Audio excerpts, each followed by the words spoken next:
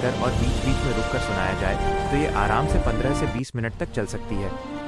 ये कहानी सिर्फ एक घटना नहीं बल्कि एक पूरी यात्रा और दोस्ती के विकास के बारे में है। कहानी का शीर्षक गजराज और चिंटू, एक अनोखी दोस्ती की महागाथा। सुंदरवन के दो ध्रुव। बहुत समय पहले की बात है।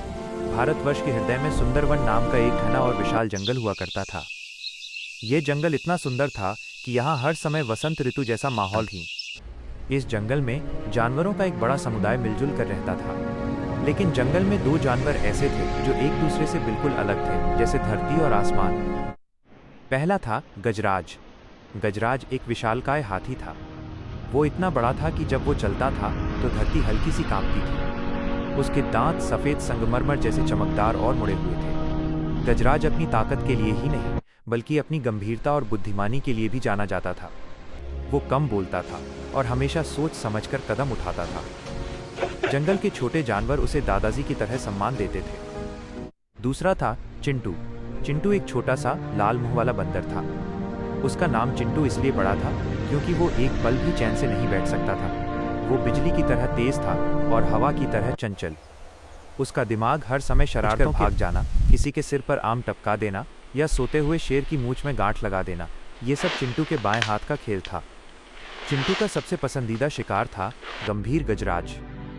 गजराज जब भी नदी किनारे शांति से पानी पीने जाता, चिंटू ऊपर पेड़ से जामुन के गुठलियां उसके पीठ पर फेंकता।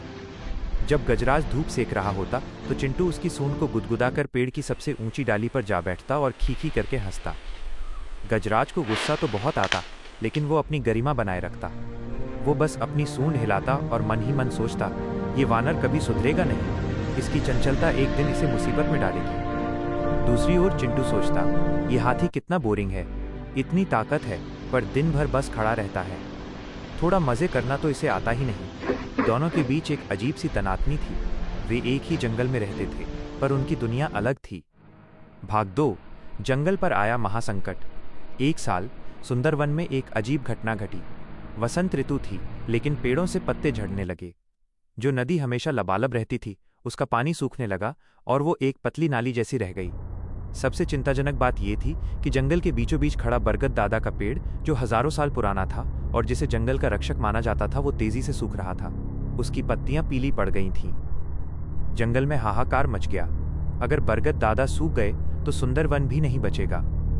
सभी जानवरों की एक आपातकालीन सभा बुलाई गई। सभा में जंगल के सबसे बुजुर्ग और ज्ञानी उल्लू चाचा ने अपनी पुरानी पोथी खोली और गंभीर आवाज में कहा, साथियों, यह कोई सामान्य सूखा नहीं है, ये एक प्राचीन श्राप का असर है। बरगद दादा को बचाने का केवल एक ही उपाय है। सबने सांस रोककर पूछा, क्या उपाय है चाचा? उल्लू चाचा ने बताया, यहाँ से 7 दिन और 7 रात दूर उत्तर दिशा में नीलगिरी का एक ऊंचा पहाड़ है। उस पहाड़ की सबसे ऊंची और खतरनाक चोटी पर संजीवन फल का एक दुर्लभ पेड़ है। अगर पूर्णिमा की रात से पहले उस फल का रस बरगद दादा की जड़ों में डाला जाए तभी वे बच सकते हैं। और पूर्णिमा में अब सिर्फ 9 दिन बचे हैं। पूरे जंगल में सन्नाटा छा गया। नीलगिरी का रास्ता बेहद कठिन था। वहां जाने के लिए घने कंटीले जंगलों, उफनती नदियों और अंधेरी गुफाओं को पार करना पड़ता था। शेर सिंह ने कहा, मैं बलवान हूं पर मैं इतना लंबा सफर इतनी जल्दी तय नहीं कर सकता। चीते ने कहा, मैं तेज हूं पर मेरी इतनी ताकत नहीं कि रास्ते की बड़ी रुकावटों को हटा सकूं। तभी उल्लू चाचा की नजरें गजराज और चिंटू पर टिकीं।